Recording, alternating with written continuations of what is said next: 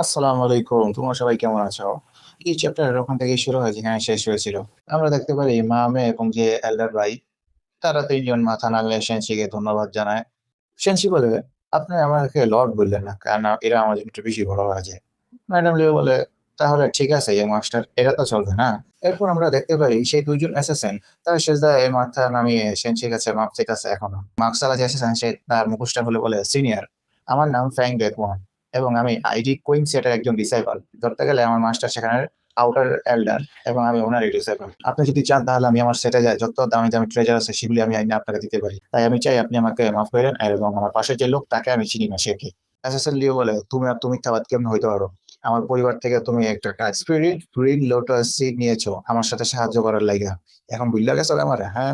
Martial assassin বলে, "তুই তো আমারে দেখাসই নাই। তা আমি কেমনে তোর এটা স্বীকার করবো ক?" এই বললে সে তার দিকে একটা অ্যাটাক করে। সেটা অলরেডি তার মুখের কাছাকাছি, তাতে করে মারার চেষ্টা করছিল। কিন্তু সেনসি নিজের শট দিয়ে তার এই অ্যাটাক রে ২ ভাগ করে দেয়। তার অ্যাটাকটা এরকমভাবে ভাঙার কারণে সেও ব্যাক ফ্ল্যাশ পায় নিচে পইড়া যায়। পরে আমরা সেনসিকে দেখতে পাই, সে বলে, "আমি কি তোমাদের লড়তে বলেছি? চুপচাপ বসে থাকো।" এরপর মার্শালা বলে, "সিনিয়র, আপনি একটু শান্ত হন।" মনে মনে চিন্তা করে, কিরকম একটা তলোয়ার! মাত্র এক শটের ভিত্তিতে আমার তলোয়ারের ২ ভাগ করে দিছে।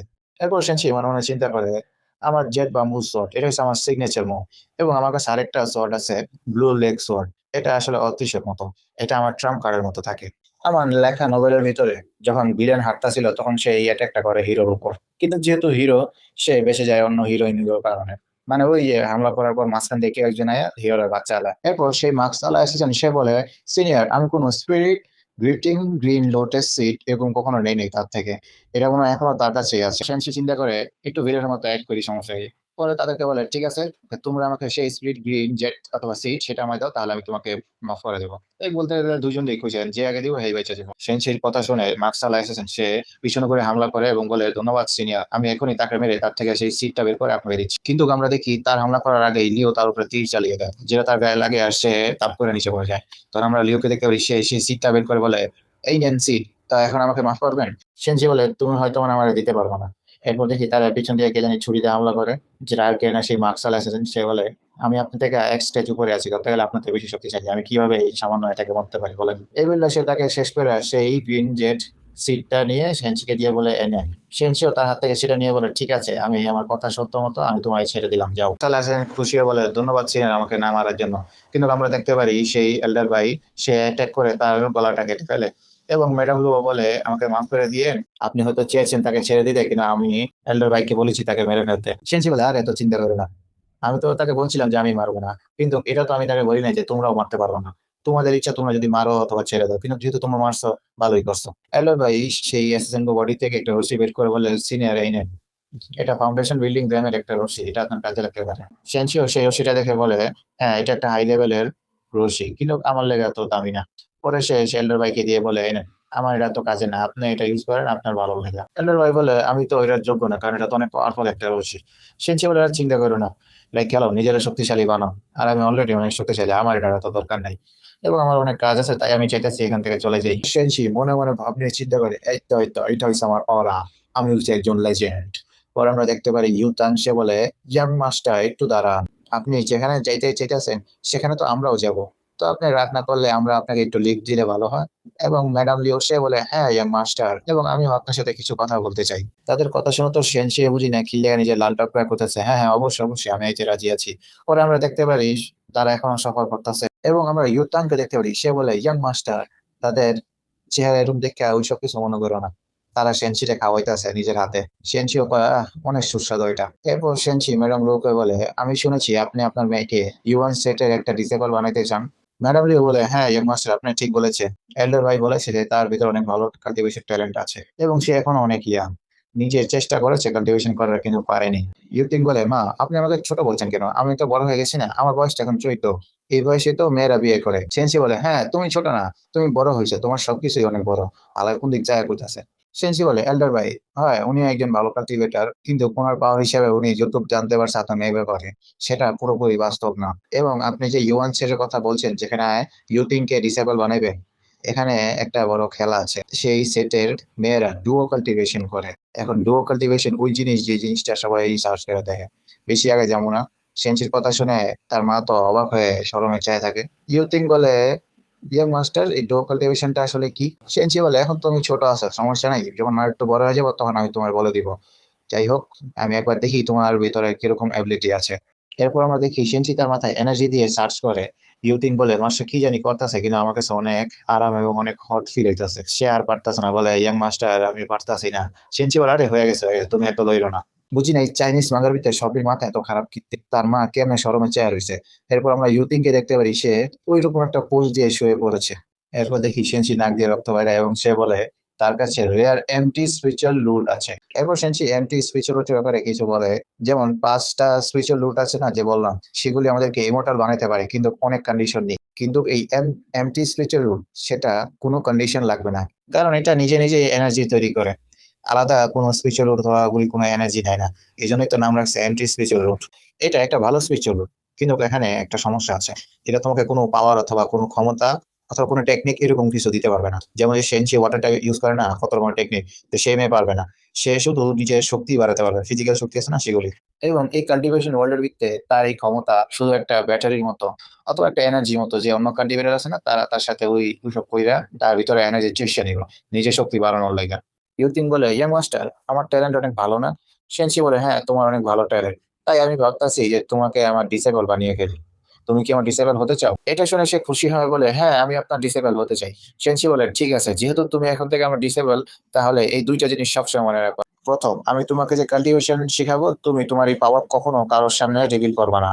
এবং দ্বিতীয়, আমি তোমাকে যা শিখাবো তোমাকে নিজে অনেক মুশকিল করে সব শিখতে হবে। এবং আমার শেষ কথা, ভবিষ্যতে যদি কোনো সমস্যা করো অথবা কোনো জিনিসটা বুঝতেছো না, আমাকে কল করবা। আমি তোমাকে একটা গ্রেট স্টোন দিব, যেটা দিয়ে তুমি আমার সাথে কথা বলতে পারবা। আমি আমার সব থেকে ভালো চেষ্টা করে তোমাকে সাহায্য করবো, বুঝছো? ইউতিন বলে, হ্যাঁ মাস্টার। সেনচি তার মাথা হাত বাড়িয়ে বলে, ফাইনালি একটা নর্মাল মেয়ে তো পাইলাম নিজের ডিসেবল হিসেবে, নাহলে বাসার ভিতরে যে যাওরা আছে ফার্স্টটা ওর তালাক তো থাকতে পারি না। একটার মাথা বালানা, আরেকটা একটু বেশি পাগল মাইর খাওয়ার লাগে, আর একটা ছোট হইলো কিছু বড় মতো ব্যবহার। এরপর সেনসি ম্যাডাম লুকেও সেই কথা বলে দেয় যে তার কাল্টিভেশন অনেক ডেঞ্জারাস। সেও শুনে অনেক অবাক হয়ে যায় বা ডরায় যায়। সেনসি বলে, চিন্তা করেন না, যেহেতু সে আমার ডিসেবল, কেউ তারে হাত লাগাইতে পারবো না যতক্ষণ আমি আছি। এরপর সেনসি ভাই জেনসিও, ওই যে এল্ডার ভাই, ওনার পুরো নাম বলা হয়েছে, তার কাছে যায়। এল্ডার ভাই বলে, সিনিয়র, আপনি আমার কাছে এসেছেন, তার মানে কোনো না কোনো একটা নলেজ আপনি দিবেন। সেনসি বলে, আপনার কাল্টিভেশন পুরো কমপ্লিট নয়, ইনকমপ্লিট আছে। এবং যেহেতু আপনি ফাউন্ডেশন বিল্ডিং গ্রামে আছেন, যার কারণে প্রায় 200 বছর মনে হয় মেয়াদ পেয়েছিলেন অথবা হায়াত পাইছেন, আর এখন দেখে মনে হচ্ছে আপনি এখন শেষের দিকেই আছেন, মানে আর এত বেশি হায়াত নাই ওনার। এল্ডার ভাই সে বলে, হ্যাঁ আমি কি আর করবো, কারণ আমি আর আগে গিয়ে পারতাছি না। তখন সেনসি বলে, তাহলে ঠিক আছে, একটা ডিল করি আমরা। এরপর সেনসি ওয়ান পিল বের করে বলে, এটা খেলে আপনার ভিতরে অথবা বডিতে যত ড্যামেজ আছে সব রিকভার হয়ে যাবে, এবং আপনি আরো 10 বছর মেয়াদ পাইবেন অথবা হায়াত পাইবেন। মেয়াদ কই কি লেখা বুঝি না। যেহেতু আপনি আরো হায়াত পাইবেন, তো সেই হিসাবে আপনি কাল্টিভেশন করলে এর পরের স্টেজ যে গোল্ডেন কোর্স, সেখানেও যেতে পারবেন। তো সেখানে গেলে আপনি আরো 100 বছর বাঁচতে পারবেন। সেটা শুনে তো এল্ডার ভাই অনেক অবাক হয়ে তাকায় থাকে, এবং সে নিচে মাথা নত করে সেনসিকে বলে, ইয়াং মাস্টার, আপনি আমাকে একটা নতুন লাইফ দিয়েছেন, আমি আপনার এই কাইন্ডনেস জীবনেও ভুলতে পারবো না। সেনসি বলে, আমি শুধু এটাই চাই যে আপনি ম্যাডাম লুও ওনার সেটেই থাকেন এবং ওনাকে রক্ষা করেন, বাস এটাই চাই। এল্ডার ভাই সেও বলে, ঠিক আছে সিনিয়র। এরপর ম্যাডাম লিও তার মেয়ে ইউতিনকে বলে, তুমি অনেক ভাগ্যবান যে তুমি এত পাওয়ারফুল মাস্টার পেয়েছো। এর কারণে আমি তোমাকে আর ইউয়ান সেটে পাঠাবো না, এখন থেকে তুমি আমার সাথেই থাকবা, এবং ভবিষ্যতে তোমার মাস্টার যা বলে সেটা মন দিয়ে শুনবা আর সেটা প্র্যাকটিস করবা, ঠিক আছে? পরে ইউতিন বলে, মা তুমি না একটা কাহিনী কইছিলা যে ইমর্টাল মাস্টার আহে দুনিয়াতে এবং একটা ডিসেবল বানায়, মেয়ে ডিসেবল, সেই মেয়ে ডিসেবল অনেক শক্তিশালী হয়ে তার মাস্টারকেই লাস্টে বিয়ে করে। তখন তার এক কথা যে সে ওইরকম শক্তিশালী হয়ে তার মাস্টারে বিয়ে করবো। তার মা অবাক হয়ে কয়, তুমি কি কইতেছো এইসব? পরে আমরা দেখি একটা কাশির আওয়াজ, যেটা আর কি ওরা সেঞ্চি করছে। তারা দেখে অবাক হয়ে যায়, "আরে, মাস্টার আপনি এসেছেন কখন?" মেডালিও বলে, ইয়াং মাস্টার আপনি তো দেখি অনেক ফাস্ট, খাড়া খাড়ায় গেছেন, খাড়া খাড়া আয়াও করছেন। সেনসি মনে মনে চিন্তা করে, কি লেগে আমার মনে হচ্ছে যে আমি ডিসেবল না বরং হ্যারাম বানাইতেছি আমরা। এরপর সেনসি বলে, এল্ডার ভাই এখন থেকে আপনাদেরকে এই রক্ষা করবে, ওনার সাথে আমার ডিল হয়ে গেছে, তাই ভবিষ্যতে আপনাদের আর কোনো চিন্তা নাই। ম্যাডাম লুও বলে, ও তাই নাকি?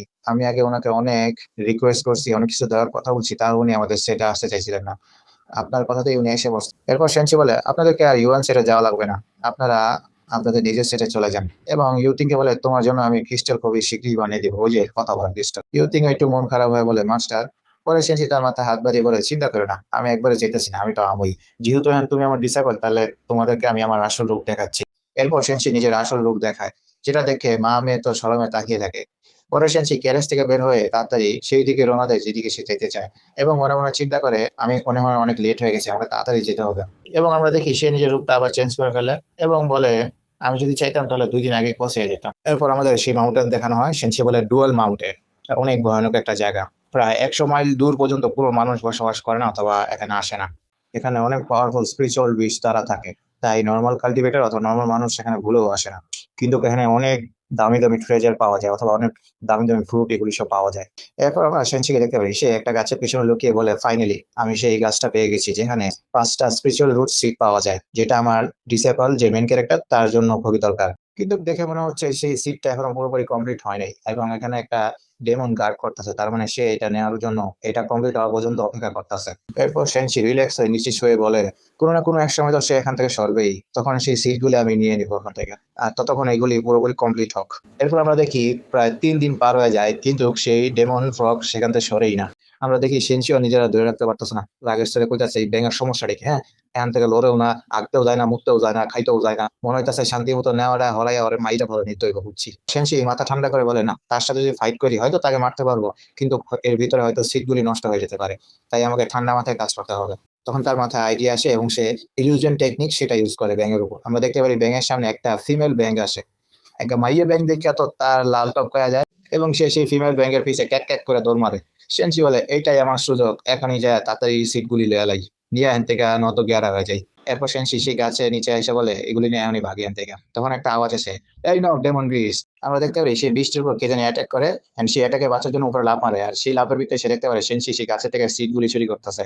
এটা দেখে তো সে রাগে সেনসির উপর অ্যাটাক করে তার মর। পানির থেকে সেনসি তার তলোয়ার বের করে বলে এই নাও আমার অ্যাটাক। স্পিরিট ওয়েব নামে একটা অ্যাটাক মারে সেনসি, যেটা সেই ফ্রগে যে অ্যাটাক করছে সেটার কাইট চালায় 2 ভাগে। সেই ডেমন ফ্রগ দেখে অবাক হয়ে বলে এটা কি করে সম্ভব, আমার এই অ্যাটাক গোল্ডেন কোর স্টেজের লোকদেরকে ইজি ভাবে মেরে দেয়। এবং আমরা দেখি সেনসি সেখানেও থামে না, সে একটা ভয়ানক হামলা করে ফ্রগের উপর, যেটা ফ্রগের গায়ে লাগে এবং ফ্রগ দূরে একটা কোনো মাউন্টেনে গিয়ে বাড়ি খায়। সেই ফ্রগ দিয়ে মনে হয় অবস্থা খারাপ হয়ে যায়, মনে মনে চিন্তা করে এত পাওয়ারফুল কাল্টিভেটর এখানে আইসে গিয়া। তখন জঙ্গল থেকে একটা আওয়াজ আছে, স্প্রিটিং ওয়েব নামে এরকম করে কে জানি চিল্লাইতেছে। সেই ফ্রগও চিন্তা করে হ্যাঁ এটা আবার কি। তখন সেনসির দিকে দেখানো হয় তার মাথার উপর একটা আগুনের ফুল তৈরি হয়েছে। সেনসি চিন্তা করে আসলে এটা কেডা, হ্যাঁ হয় কি পুরো জায়গাটা ধ্বংস করার লেগে এরকম করতেছে। সেই ফ্রগ দেমন বলে দেখে মনে হচ্ছে অনেক পাওয়ারফুল গোল্ডেন কোর স্টেজের একজন কাল্টিভেটর, কিন্তু সে অ্যাটাক করতেছে সেটা নানসেল সোল রেমে, যেটা গোল্ডেন কোরের উপরে থাকে, এটা তো পুরো মাউন্টেন দিয়ে ঘুরে দিব। এরপর ফ্রগ ডেমন সেও নিজের একটা পাওয়ারফুল অ্যাটাক করে বলে যেহেতু আমি মরবো তোমাদেরকেও নিয়ে যাবো লগে। পরে আমরা দেখি তাদের অ্যাটাক একসাথে ক্ল্যাশ করে এবং অনেক ভারী বিস্ফোরণ হয়। সেনসি দেখে বলে দেখে মনে হচ্ছে যে অ্যাটাকটা করছে সে তার আলটিমেট অ্যাটাক আগেই মেরে দিচ্ছে, ওয়াও মানে সে প্রথমেই তার সবচেয়ে পাওয়ারফুল অ্যাটাক মেরে দেয়। এরপর আমরা একটা মেয়েকে দেখতে পারি হাওয়ায় ভাসতেছে, এবং সে বলে ও তা তুমি আমার এত পাওয়ারফুল ফায়ার লোটেসকে তোমার সামান্য স্কিল দিয়ে ভাঙতে পারছো। এরপর তার ফুল লুক দেখানো হয়। সেই মেয়ে বলে ঠিক আছে এবার তোমাকে আর সুযোগ দেবো না আমি। সেনসি দেখে চিনতে পারে সেই কে, সেই মেয়ের নাম ইউ ও সুয়ান। আমি তাকে ইউ সুয়ানই কমো কারণ এটাই সুবিধা।